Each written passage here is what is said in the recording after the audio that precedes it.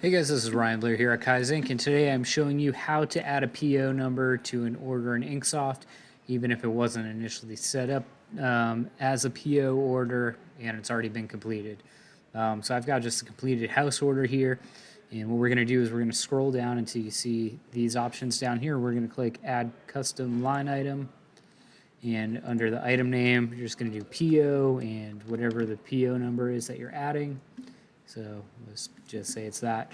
Now you won't be able to add it until you add a price. And so what you could do is you could do 0.0001, and that's not going to affect the total at all when you do it like that.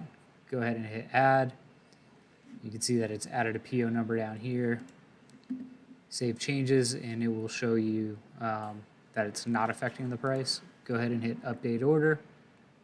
And then at this point, you can come back up here, hit these three little dots, and you can either resend the order confirmation to the customer or go ahead and download the invoice and email that over to the customer. And yeah, that's it. Thanks for watching.